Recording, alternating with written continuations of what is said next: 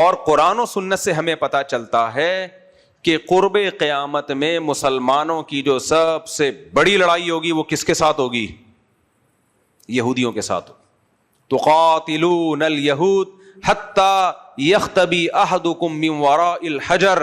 نبی نے فرمایا تمہاری یہودیوں سے ایسی لڑائی ہوگی کہ ان میں سے ایک درخت کے پیچھے چھپے گا, فیقول, پتھر کے پیچھے چھپے گا, فیقول الحجر, تو پتھر کہے گا یا مسلم, اے مسلمان, ہذا یہودی ورائی فاقتلہ, میرے پیچھے چھپا ہوا ہے, آ کے مار دے اس کو. پتھر بھی ان کا ساتھ دینا چھوڑ دیں گے. ایک وقت ایسا آئے گا, کیونکہ دنیا میں قرآن بتاتا ہے سب سے بڑا فساد مچانے والی کون سی قوم ہے؟ یہودی ہے. ہم مانتے ہیں کہ ہٹلر نے ان پہ ظلم کیا تھا, یہ مانتے ہیں ہم, لیکن اس کا بھی یہ کہنا تھا کہ یہ جو ظلم کی وجہ بنی تھی نا کہ یہ فساد مچاتے ہیں دنیا میں. خیر اس فساد پہ ایسا ظلم بنتا نہیں تھا, لیکن قرآن کہہ رہا ہے کہ ان کی بدعمالیوں کی وجہ سے میں ان پر ایسے لوگ مسلط کرتا رہوں گا جو ان کو سزا دیتے رہیں گے. تاریخ اٹھا کے دیکھ لو, یہ چین سے بیٹھنے والے نہیں ہیں. اور سارے یہودی نہیں ایسے ہوتے, کسی بھی قوم میں سارے برے نہیں ہوتے. ابھی جو جھگڑا چل رہا ہے نا غزہ کا, اس میں بہت سے یہودی فلسطینیوں کو مظلوم سمجھتے ہیں, لیکن بہرحال اس قوم میں جتنا فساد پایا جاتا ہے دنیا کی کسی قوم میں نہیں ہے. تو حدیث سے ہمیں پتہ چلتا ہے کہ سب سے بڑی لڑائی کس سے ہوگی, اور مسیحی جتنے بھی ہیں, کرسچینٹی, عیسائی, وہ سارے کیا ہو جائیں گے؟ مسلمان, اسلام قبول کریں گے. کیونکہ مسیحیوں کو بیوقوف بنانے والے بھی کون ہیں؟ یہی ہیں. تو اب کیا ہے, تو عیسیٰ ابن مریم کو انہوں نے قتل کی کوشش کی نا, تو اللہ نے قرب قیامت میں جب مسلمانوں کی بڑی لڑائی شروع ہوگی اور بڑی جنگ شروع ہوگی, تو اس میں یہودیوں سے انتقام لینے کے لیے اللہ نے کس کا انتخاب کیا؟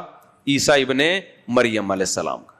کہ تم نے اپنی لحاظ سے کوشش کی تھی کہ تم ان کو سولی پہ لگا دو گے, نا نا نا نا نا, یہ اس امت میں آئیں گے, نبی صلی اللہ علیہ وسلم کی امت میں, اور نبی صلی اللہ علیہ وسلم کے دین کو پوری دنیا میں غالب کرنے کا ذریعہ بنیں گے, اور نبی صلی اللہ علیہ وسلم کی اتباع کریں گے. جب آئیں گے نا, حدیث میں آتا ہے لو کان موسیٰ حیا لما وسعہ الا اتباعی, اگر موسیٰ کلیم اللہ بھی زندہ ہو کے آ جائیں تو میری اتباع کے بغیر ان کے پاس بھی چارہ نہیں ہوگا. تو حضرت عیسیٰ علیہ السلام, دمشق میں مسجد ہے جہاں حضرت عیسیٰ ابن مریم نازل ہوں گے, اور پھر مسلمانوں کی قیادت کریں گے جنگ کے میدان میں, لڑائی میں, اور دجال کو بھی قتل کریں گے اور یہودیوں سے لڑائی کریں گے. حدیث میں آتا ہے پوری دنیا میں امن قائم ہو جائے گا. تو اس کے لیے اللہ نے کس کا انتخاب کیا ہے؟ ہمارے نبی جو دین لے کر آئے اس کو پوری دنیا میں غالب اللہ کس کے ذریعے کرے گا؟ عیسیٰ ابن مریم کے. نبی صلی اللہ علیہ وسلم نے فرمایا کہ میری امت کے دو گروہ جنتی ہیں, اس میں ایک گروہ آپ نے فرمایا وَعِصَابَةٌ تَغْزُو مَعَ عِیسَىٰ ابْنِ مریم, وہ لشکر جو مسیح علیہ السلام کے ساتھ مل کے جہاد کرے گا. تو ہمارے حضرت بڑی تمنا کیا کرتے تھے اللہ ہمیں وہ زمانہ دے جب حضرت مسیح علیہ الصلوۃ والسلام نازل ہو. لیکن پاکستان میں ہر 4 دن کے بعد کوئی امام مہدی دریافت ہو رہا ہے, اور کوئی نہ کوئی, یہ جو مرزا غلام احمد قادیانی ہے نا, یہ کمبخت پہلے اپنے آپ کو کہتا تھا میں وہی عیسیٰ علیہ السلام ہوں, مسیح جو وہی نہیں جن کا وعدہ کیا وہ میں ہوں. پھر اس نے یو ٹرن لیا کہ میں امام مہدی ہوں, مختلف طریقوں سے یو ٹرن لیتا لیتا آخر میں کہہ دیا میں مستقل نبی ہوں. تو نہ یہ نبی تھا نہ مسیح علیہ السلام تھا, مسیح ہوتا تو پھر لڑائی کرتا نا, جہاد کرتا نا. کیا خیال ہے؟